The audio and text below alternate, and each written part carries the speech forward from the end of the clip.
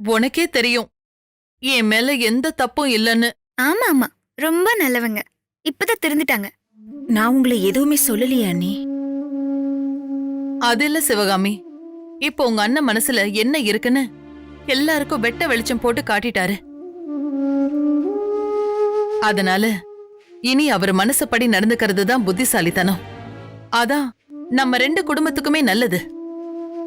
இல்லனா அவர் என்ன விபரீத முடிவு எடுப்பாரோன்னு அதையெல்லாம் நினைச்சாலே என் ஈரக்கொலையெல்லாம் நடுங்குது. அண்ணி, நாங்க யார் வம்புக்கும் போறதில்ல.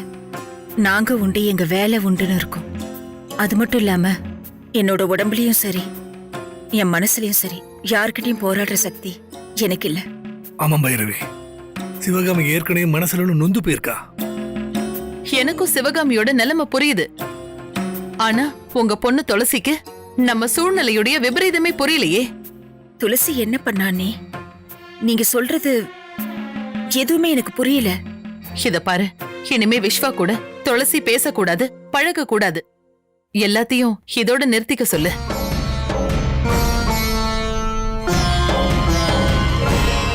பழகுனா தானே திருத்தறதுக்கு.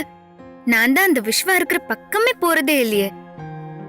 அவன் தான் என்கிட்ட வந்து வம்பிழுத்தான். அம்மா, அதுக்குள்ள எப்படி மோப்பம் பிடிச்சி இங்க வந்தாங்க? இதுவரை பைரவி, துளசிக்கு நாங்க நல்லது கெட்டதெல்லாம் சொல்லி கொடுத்துதான் வளர்த்திருக்கோம். அவ சூழ்நிலைக்கு ஏத்த மாதிரி அவளே மாத்திப்பா. விஸ்வா கிட்ட அவ கண்டிப்பா பேசியிருக்க மாட்டா. ஏன் பார்த்திபன், நான் என்ன பைத்தியமா? இல்ல எனக்கு வேற வேலை வெட்டி இல்லாம இங்க வந்து உங்ககிட்ட பேசிட்டு இருக்கனா? இரு இரு, நீங்க இருடா, நான் வெளிய போய் பேசிட்டு வந்துடுறேன்.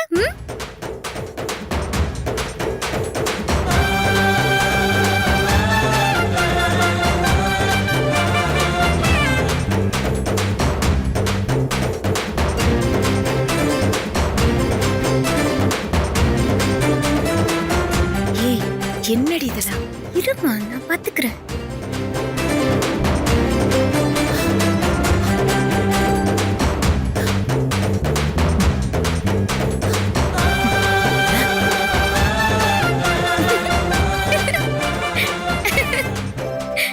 என்ன பைரவி அத்தை, விஸ்வா உள்ள இருந்தானா? எங்க உங்க இடுப்புல காணோம்? என்ன கோவம் வருதுல்ல? அதே மாதிரிதான் எங்க அப்பா அம்மாவுக்கும் செய்யாத தப்ப என் மேல சொன்னா கோவம் வரும். எப்ப பாரு சந்தேக புத்தியோட அலைஞ்சா இப்படிதான் பைத்தியம் மாதிரி வீடு வீடா போய் உங்க புள்ளைய தேடணும். ஏ துளசி, என்ன வாய் ரொம்ப நீளுது? என் வாய் எப்பவுமே அப்படிதான். பாத்தியா சிவகாமி, உன் பொண்ணு இப்பவே இந்த பேச்சு பேசுறாளே. அப்போ என் பையனோட சேர்ந்துகிட்டு இவ என்ன ஆட்டம் போட்டாலும் தெரியல. ஏய் துளசி, என்ன? என்ன சிவகாமி, நான் எதுவும் பேசக்கூடாது, எந்த பிரச்சனையும் பண்ணக்கூடாது, அப்படிதானே? உனக்கு இது தவிர வேற எதுவுமே தெரியாதா? நீ கொஞ்ச நேரம் சும்மா இரு. நீ சும்மா இரு சிவகாமி, அவ பேசட்டும். என்ன வந்து கண்டுக்கறத விட்டுட்டு உங்க புள்ளைய போய் என் பின்னாடி சுத்தாதன்னு சொல்லுங்க. அவனை தடுக்க முடியாம என்கிட்ட வந்து உங்க ஜம்பத்தை காட்டாதீங்க.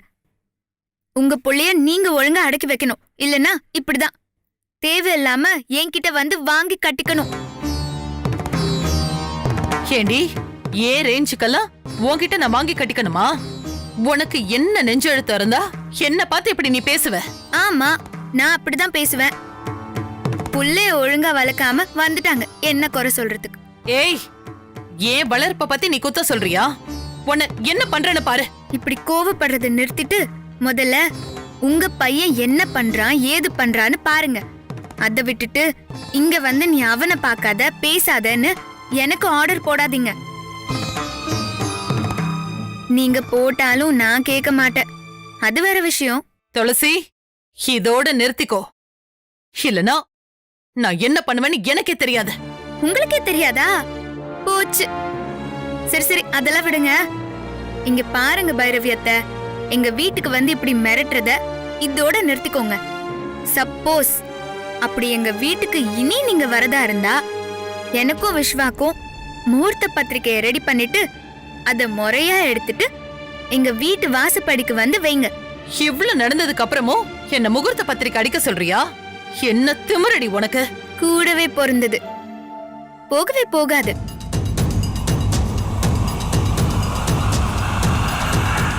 அதான் வந்த வேலை முடிஞ்சிருச்சுல. அதோ அங்கதான் எங்க வீட்டு வாசல் இருக்கு.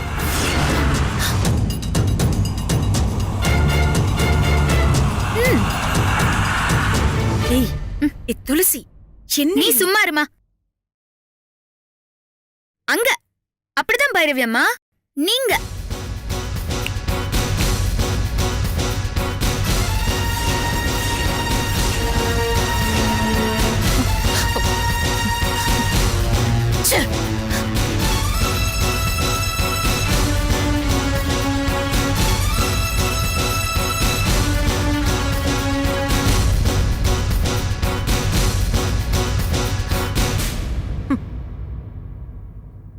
ஏய் துளசி, என்னடி நீ? என்ன இருந்தாலும் அன்னிக்கிட்ட நீ இப்படி பேசிருக்க கூடாது. அன்னி மேல எந்த தப்பும் இல்லடி. ஏன் சிவகாமி இப்படி கறந்த பாலா இருக்க? இவ்ளோ வயசாகியும் சூது தெரியாம இருக்கியே. அவங்க வந்து இவ்ளோ தைரியமா நம்ம மேல பழி போடுவாங்களா? நாம சும்மா கைய கட்டி வேடிக்கை பார்க்கணுமா? ஆமா செல்லம், அப்படி சொல்லு. நீங்க வேறங்க, அவ சும்மாவே சாமி ஆடுவா. இங்க பாரு துளசி, என்னதான் இருந்தாலும் அவங்க நம்ம சொந்தம். அப்படியெல்லாம் வாய்க்கு வந்தபடியெல்லாம் பேசக்கூடாதுமா. அட நீ வேற ஏமா, நம்ம நிழல் பட்டா கூட பாவோன்னு நினைக்கிறவங்க அவங்க. அவங்க கிட்ட போய் பச்சாதாபம் பார்த்துட்டு இருக்க. அது இல்ல சரி துளசி. விடு சிவகாமி, நீ இப்ப என்ன சொன்னாலும் துளசிக்கு அதுக்கு ஏறாது. சரியா சொன்ன பார்த்திபா. அது மட்டும் இல்ல, குட்ட குட்ட குனிஞ்சு நின்ன காலமெல்லாம் போதும். இனியாவது எதிர்த்து அடிக்கணும். சிவகாமி, என்கிட்ட இருந்து நீயும் கத்துக்கோ. இல்லையா இது எதையுமே கண்டுக்காம சும்மா அமைதியா இரு. இவங்கள மாதிரி ஆளுங்களுக்கெல்லாம் எப்படி பாடம் கத்து கொடுக்கணும்னு எனக்கு நல்லாவே தெரியும். ஆமா சிவகாமி, என்ன அவங்களுக்கு மட்டும் தான் பேச தெரியுமா? நமக்கு தான் பேச தெரியும். இவ்வளவு நாளா நம்ம அடங்கி இருந்ததெல்லாம் போதும். எப்ப பார்த்தாலும் துளசி கிட்ட இந்த பொம்பளை பிரச்சனை பண்ணிட்டே இருக்க. இவன் இப்படி பேசினாதான் அந்த பைரவி கொஞ்சமாவது அடங்கும். அப்பாவை பாத்தியா எப்படி என்ன என்கரேஜ் பண்றாருன்னு? நீயும் அப்பாவை மாதிரி மாறு பாரு.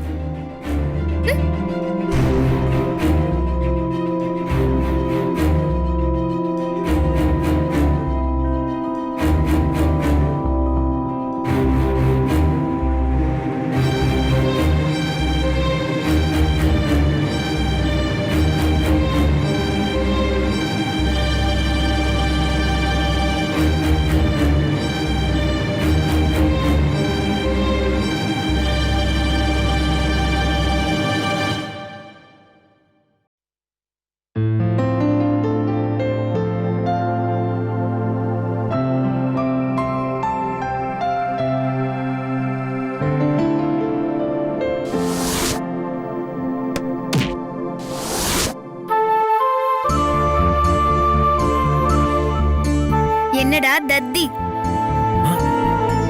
என்ன பலமான யோசனையில இருக்க போல? துளசி,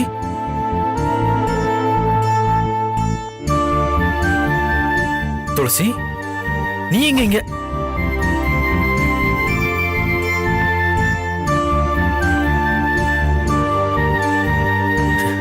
துளசி, எங்க அப்பா உங்களுக்கு ஆகாதவரா மாறிட்டாரு. திடீர்னு எங்க அம்மா உங்களுக்கு ஆதரவா மாறிட்டாங்க. ஆனா என்னால எனக்கு ஏற்பட்ட தழும்பு மட்டும் என்னைக்குமே மாறப்போறதில்ல. நான் எப்போ என் முகத்தை பார்த்தாலும் இந்த தழும்பு மூலமா உன் முகம் மட்டும்தான் தெரியுது.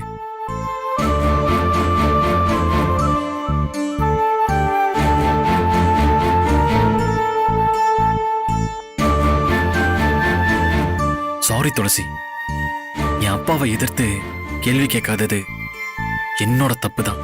திடீர்னு எங்க அப்பா இப்படி நடந்துப்பாருன்னு கொஞ்சம் கூட எதிர்பார்க்கல. அந்த அதிர்ச்சியில அப்படியே நின்னுட்டேன். என்ன நடக்குதுன்னு தெரியறதுக்குள்ள எல்லாமே முடிஞ்சு போச்சு.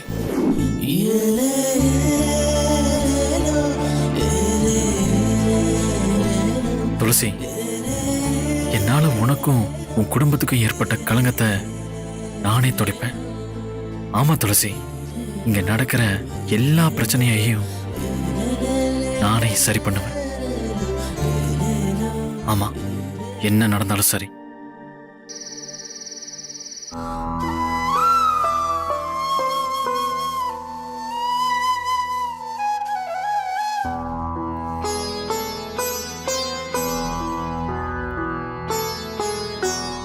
இது சிவகாமிக்கு ஒரு வேலையே இல்லை.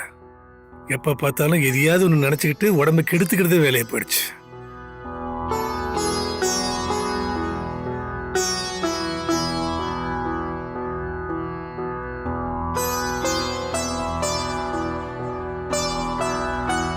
என்ன சிவகாமி, நான் என்ன சொன்னாலும் நீ கேட்க மாட்டேல்ல? எதுக்கு நீ கண்டதையும் நினைச்சுக்கிட்டு மனசு குழப்பிக்கிட்டு உடம்ப கெடுத்துக்கிறேன்னு தெரியல. மாத்திரை தான் எடுத்துக்கிறது இல்ல, யாரோ சொல்லி ஏதோ ஆயுர்வேதம் கஷாயம்னு அப்படின்னு எடுத்துக்கிறேன்னு சொல்லிட்டு இருந்தீங்க. அதையாவது ஒழுங்கா சாப்பிடுறியா இல்லையா? மாத்திரை மருந்து ஒண்ணுதான் இப்ப எனக்கு குறைச்சல். என் வேண்டுதல அந்த கடவுள் நிறைவேற்றினாலே போதும். என்ன சிவகாமி? சாப்பிடுறேங்க. நீ சொல்றதுலயே தெரியுது நீ எந்த மாத்திரையும் ஃபாலோ பண்றது இல்லைன்னு. இது பார் சிவகாமி, நீ ரொம்ப வீக்கா இருக்க. அதனால எந்த மாத்திரை மருந்தா இருந்தாலும் அதை நீ ஒழுங்கா சாப்பிடு. நீங்க என்னை எப்படி சமாதானப்படுத்தினாலும் நடந்ததை நினைச்சா என் அடி வயிறெல்லாம் கலங்குதுங்க. யார் கண்ணு பட்டுச்சோ நம்ம குடும்பத்துக்கு நடக்க கூடாததெல்லாம் நடக்குது. அன்னைக்கு நான் கீழே விழுந்தப்போ இந்த பூமியே ரெண்டா பொளந்து என்ன கொண்டு போயிடுச்சோன்னு நினைச்சேன். என் அண்ணன் என்ன பார்த்து கேட்ட ஒவ்வொரு வார்த்தையும் என்ன ஆணியால நெஞ்சில குத்துன மாதிரி இருந்துச்சு. எனக்கு மட்டும் ஏங்க இப்படி ஒரு சோதனை? அது ஒண்ணுல சிவகாமி, ஆண்டவன் நல்லவங்களை சோதிப்பா.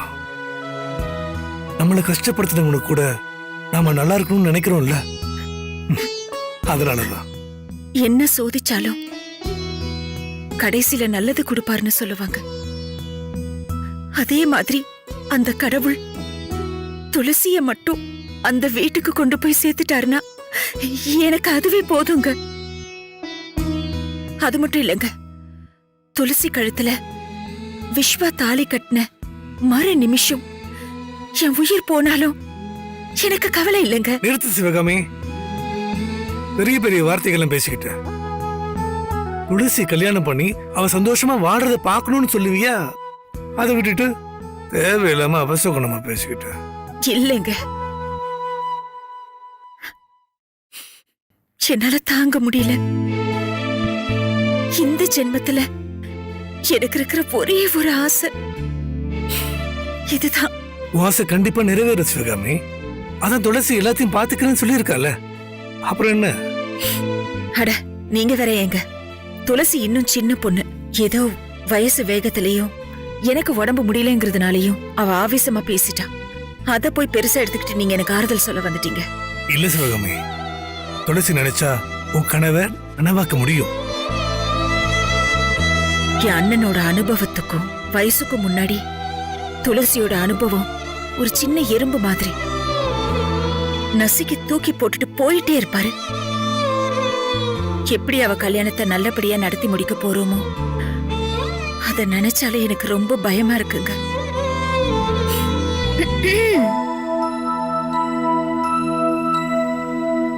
துளசி சின்ன பொண்ணுங்க. என் அண்ணனோட அனுபவத்துக்கும் வயசுக்கும் முன்னாடி அவளோட அனுபவம் சின்ன எறும்பு மாதிரி நசுக்கி தூக்கி போட்டு போயிட்டே இருப்பாரு. எப்படி அவ கல்யாணத்தை நல்லபடியா நடத்தி முடிக்க போறோமோ அத நினைச்சாலே பயமா இருக்குங்க. இப்ப என் கல்யாணம் ரொம்ப முக்கியம் பாரு. அதெல்லாம் அப்புறம் பாத்துக்கலாம். எப்ப பார்த்தாலும் என்ன நினைச்சு கவலைப்படுறத நீ முதல்ல நிறுத்த சிவகாமி. அப்போ என்ன சீக்கிரமே இந்த வீட்ல இருந்து தள்ளி விடலான்னு பாக்குறியா? போ, நான் உனக்கு அவ்வளவு பாரமா தெரியறேன்ல. எனக்கு கிடைச்ச பொக்கிஷோண்டி நீ. உன்ன போய் நான் பாரமா நினைப்பனா? பின்ன என்ன, எப்ப பாரு என் கல்யாணத்தை பத்தியே கவலைப்பட்டுட்டு இருக்க.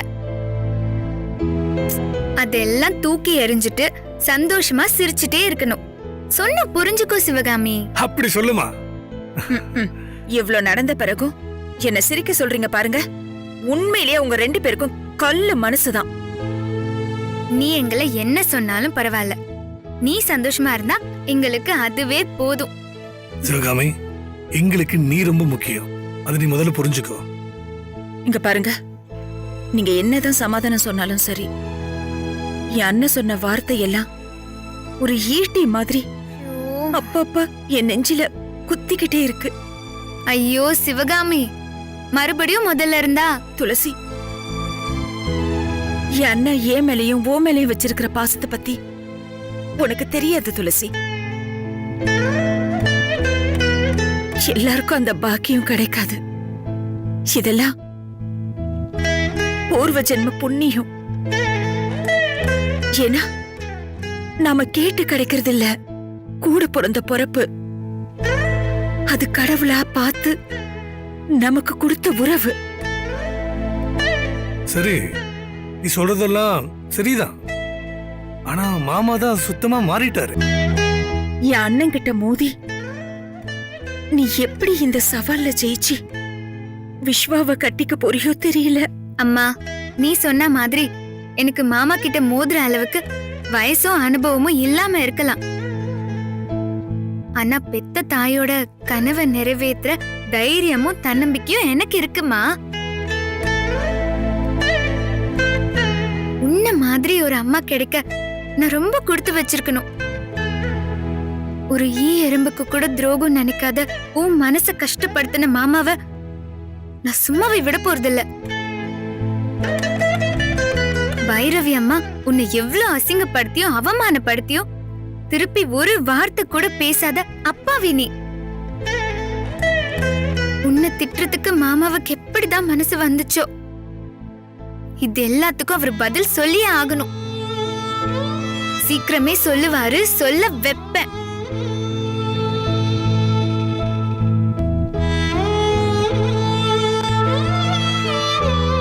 என்ன சிவகாமி, இன்னும் என் மேல உனக்கு நம்பிக்கை இல்லையா? நீ வேணா பாரு, என் வைராகியத்தினால உன் அண்ணன் நம்ம வீட்டு படியேறி வந்து என் மகனுக்கு உன் பொண்ணு கூட சிவகாமின்னு கேட்க வைக்கல, கேட்க வைப்பேன். ஏன்னா நான் சிவகாமியோட பொண்ணு. அப்படி சொல்லு துளசி.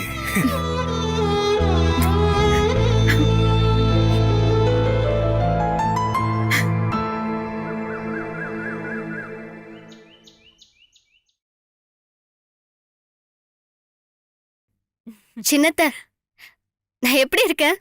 அழகா இருக்கனா? உனக்கு என்னடி, நீ மகாராணி மாதிரி இருக்க. சும்மா ஏதாவது சொல்லணும்னு இப்படி சொல்லாதீங்க சின்னத்த. இல்ல லக்ஷ்மி, உண்மையிலேயே நீ ரொம்ப அழகு. எல்லார் கண்ணும் ஓ மேலதான் படப்போகுது. அப்படி இருக்க. சத்யவதி, என்ன லக்ஷ்மி ரொம்ப அழகா இருக்கான்னு திருஷ்டி சுத்தி போடுறியா? ஆமாமா, என் கண்ணே பட்டுடும் போல. நல்ல சுத்தி போடு சத்யவதி. ஏன் மருமக கனகலட்சுமினா சும்மாவா?